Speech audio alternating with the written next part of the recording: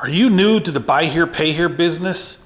Is your buy here, pay here dealership struggling with delinquencies, customers that won't call you back, repos out that you can't get caught up, and you're wondering where your profits are going?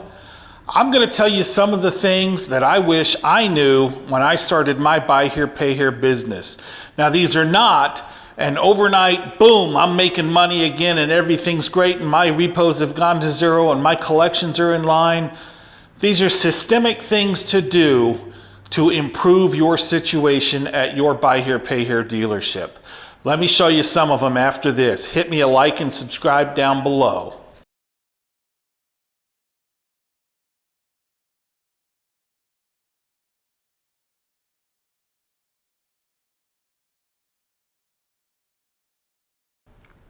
Okay, so let's start from the beginning. This is not a wave the magic wand and magically your collections will improve video. This is a system or culture that I've instilled in my dealership that has helped me to consistently collect money with very few repossessions. This doesn't teach you how to call up and MF your customer and call 12 times a day and try and get them to make a payment. That is not what this is about. This is about creating an atmosphere where customers want to pay their loan, feel like they owe it to you, and become good payers. That is what we're after today. So it all starts at the closing, and it's not the hard close where you're gonna come pay me every Friday or I'm gonna pick up your car. That is not what we do. It is more about reminding everybody that we're entering into an agreement. And if consequences happen, it's not me being a wiener. It is just us following what the agreement says. So it all starts for me at the closing. And here's what I do. When we sit down, we're going over paperwork. They filled out their loan application, which everybody's approved, but there's a loan application. My dealership also gets proof of income, which I don't do a debt to income. I just want to see that they have some income. I do a driver license or state issued ID, of course. I do a cash down payment. Can't use a debit card or credit card on your initial down payment. And on some of my more expensive cars, I require insurance. And then I also require proof of residence. And that's not whether you're legal or not legal. That is there a phone bill, water bill, electric bill, some bill that comes to the address that you tell me is where you live. So those are my 4 requirements for financing, but that's not what's important. So I have them fill out the application, and on the application, I kind of read over it with them a little bit before I start typing. And when I get to the phone number, I say, 555-5555 is your cell number? They say, oh, yes. So immediately I lean over, I dial up, I put it on speaker, and it better ring. If it doesn't ring, that's a problem. When it rings or goes immediately to voicemail, I say, do you have your silence unknown callers on? Because now Android and iPhone both have a function if they're not in the phone book. They can just silence you. So I say, that is my outbound number. I'm never going to call you unless there's a very big problem. But what I need you to do is save that number as Buxton Auto so that if I need you, you can pick up. Because I only call if it's a very, very big problem. So that's the very first step. That way they have your number programmed. They now have no reason why they could not have gotten your call or your voicemail. I.e., when you do finally catch up with them 3 weeks later, they can't say, well, I had my silence unknown callers on and I didn't know that you were looking for me. So you've now eliminated that reason, okay? Now, obviously, depending on what state you live in, there'll be different documents that you'll be signing. But every state has a truth in lending form, the actual contract. So when we go over the actual contract, I kind of glaze over some of it. I say, this is my name here, my dealership. This is you. This is the car you're buying. And you're going to be making 12 payments of $125 each. and they start on Friday the 12th, and it will be every Friday after that. Do you understand? And I point line by line while talking about this. Okay, you understand. That is great. When is your payment due again? Fridays. Yes. And when is the first payment due? The 20th. You got it. I just wanted to make sure you understand. Now, I just want to let you know, I do not call you for my money. And they'll look at you kind of funny, and you'll say, if forever there is any kind of emergency, it's your responsibility to contact me. I don't keep up with these payments, and if you can't make your payment on time, you need to contact me. Because if your name shows up on my late list, I do not call you for my money. I simply call the repo man, and he will come get the car. Now, don't be upset about that. I know you say that's never going to happen, but I just want to point out that that is what this contract states will happen. If you go into default, and in my state, Texas, you can default on day one of being late. If you default, I will come pick up the car. So just be aware of that. And God forbid, if you're that 1 in 100 customers that has an emergency one day, you need to contact me prior to your due date so that we can work something out. Also, I will just tell you that if you are late on your first or second payment, that really, really concerns me. And if you think there's a chance you're going to be late on that payment, let's not do this deal today.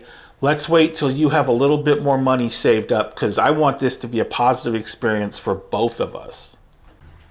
All right, so the next thing to think about is while you're wrapping up your closing and you're about to send the customer on his way, you've signed all of your paperwork, and you've handed them their packet of paperwork.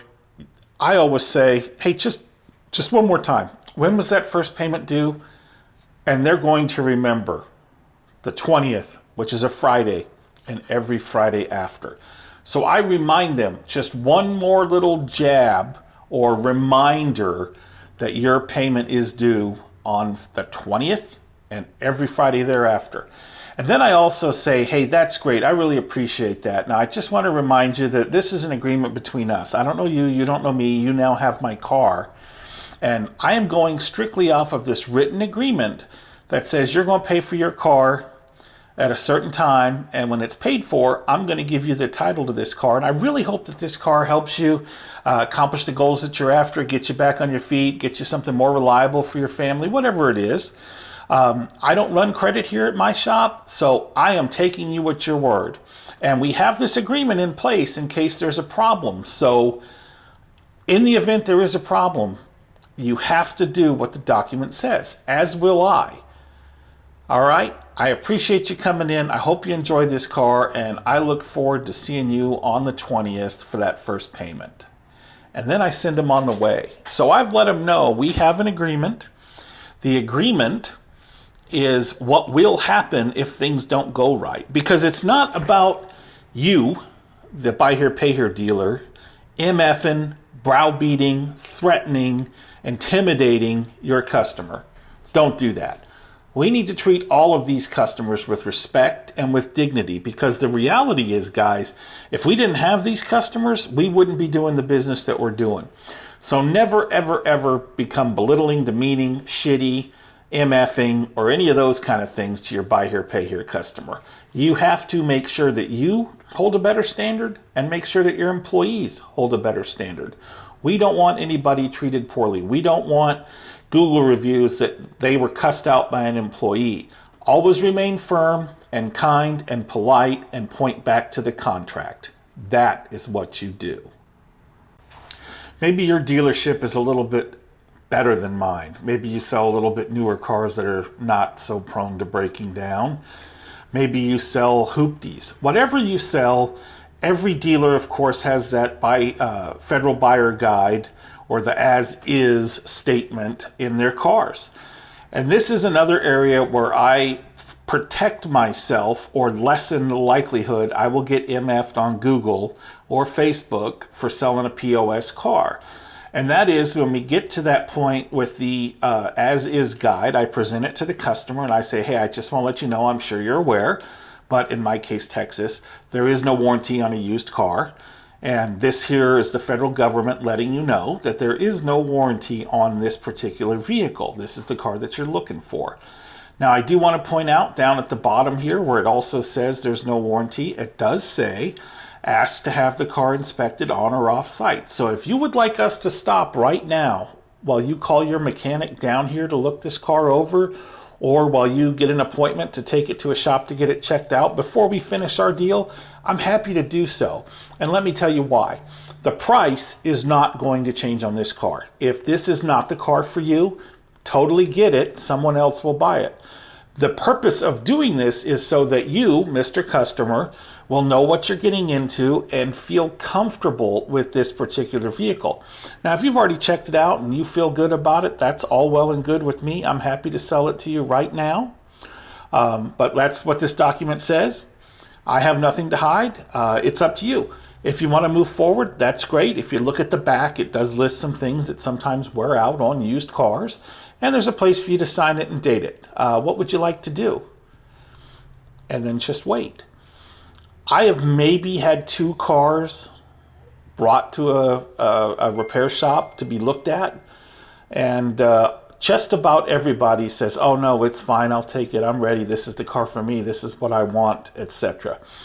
What you do in that is you are just reinforcing what is already in print. Because as we know, when folks are buying a car from a buy here, pay here dealer, they are so excited that somebody is dumb enough to give them a car, they are not reading shit. They'll sign whatever they have to sign to leave with that car. And the reason I specifically come back to this document is if there is ever any public comment about the quality of our vehicles and things like that, then I can refer back to, do you remember we had this conversation?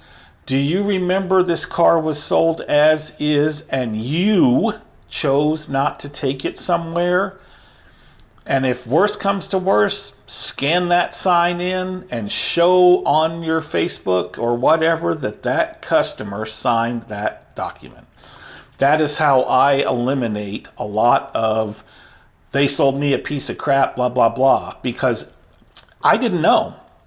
I didn't know the car was a piece of crap. I invited you to take the car to get checked out. You declined, and now you're not happy with it.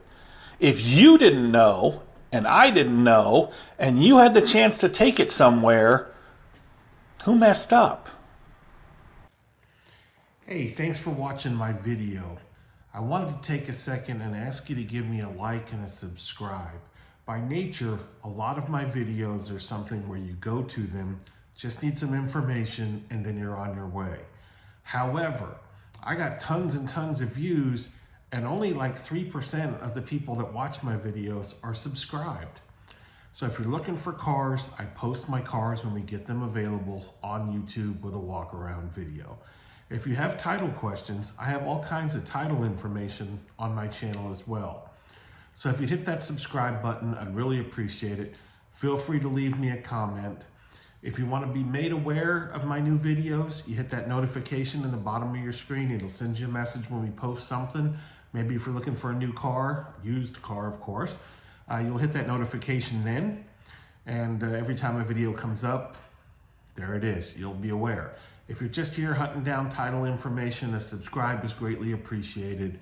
Thanks for watching. Now we'll get back to the rest of my video. So hopefully this all works and your customer makes their payment either in-house or online on the due date. And generally, you know, they truck right along and they make good payments. But what do you do with the customer that has built up in your mind credit as a good payer? They've paid and paid and paid, and then all of a sudden they missed a payment. What do you do with those customers? Well, the short answer is those customers I call and I leave a voicemail. Hey, this is Tom at Buxton Auto. Could you give me a call, please? I need to kick something around with you. This is their opportunity to tell you, hey, I didn't call you, I should have, my kid got sick, or I'm out of town, or whatever. So I generally will call one day, one call. The second day, one call. The third day, hey, John Q customer, I've been calling you a couple days now. You've kind of got me concerned. I need you to give me a call today. If they don't, when I leave work that night, I'm sending the repo order to the repo man. When I first started this business and people were good customers and then they quit paying, as soon as someone ducked me, I would think, well, maybe there's a reason, so they were a payment late, and then they were 2 payments late, and then inevitably I would end up picking up the car. And what I've learned is if a good customer all of a sudden stops paying you and does not return your call, do not wait. Go pick up the car.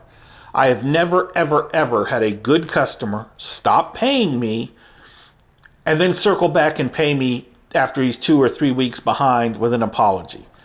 That was my own giving them the benefit of the doubt, and I'll just tell you, I've never had it pan out good for me at the buy here, pay here lot. If a good customer stops paying, doesn't return phone calls, go pick up the car. End of story. That is all you can do. Go pick up the car. I've also had instances where somebody has called me the day before, the morning of their very first payment with some excuse. And I very politely tell them, I'm sorry, you're not putting us in a good spot to start this new relationship. It's important that these payments are in here and on time, and you're going to have to find someone that can loan you the money to make this payment. Or unfortunately, it's going to go into default, and when it goes into default, we'll have to come pick it up. I'm sorry this is happening, but like I said, we don't really do late payments. The contract shows that we don't have a grace period, and this is a brand new relationship, guy. You've built up no trust at all, and generally my experience has been that if somebody misses their first payment, they're going to probably be late on their second payment or their third payment, or they're just not going to pay at all. And unfortunately, my business can't afford that. So let me know what you're going to do. Put your payment in online, or come in and make the payment. Otherwise, you probably want to just clear out your personal items, because unfortunately, I'm going to have to send the repo truck to pick up your car. So that's it. There's no magic. It's not, again, about belittling people. It's not about waving a magic wand and getting people to come pay you. This is a process. You start tightening up your collection activities with your existing customers, just restating those standards, letting them know what their contract says. It may mean you'll have to send a contract to one of those guys, oh, I don't have my paperwork, or blah, blah, blah. I generally say, well, come on in and I'll make you a copy. I want that opportunity to see them in the shop. The new customers, when you're sitting down and you're doing the closing, you give them that discussion. You have that hard conversation and you put it in a positive light. Hey, we have an agreement and this is what this agreement says, and you need to pay on time. Just do that. If you do that over a period of time, you will see the number of repossessions go down, and you will see the amount of time that your person or persons spends trying to make collection calls go down. And that gets them onto other things that are more important. I hope this video was helpful. If you've been in the buy here, pay here business for years and years, you might be old school and say, no, you beat them some bitches with a hammer until they pay. That's not how I roll. This is what works for me. This is the way we treat our customers. If you get some value of it, that's great. I appreciate you watching me. I'd really like to have your support by means of a like, a subscribe, give me a comment, tell me I'm fat, tell me I'm bald, tell me I don't know what I'm talking about. Start a conversation. That all helps me with the algorithm. That helps me build this channel. I've got a couple different types of videos online. I have some playlists for walkarounds for our cars, paperwork that individuals might do, and some behind the scenes stuff for buy here, pay here that maybe other dealers would want to see, or people that are thinking about getting in the business would want to see. But anyway, that's what I have for you today, folks. I'd really appreciate a like, a subscribe, any comments you could give, and I will talk to you on another video. Thanks for watching.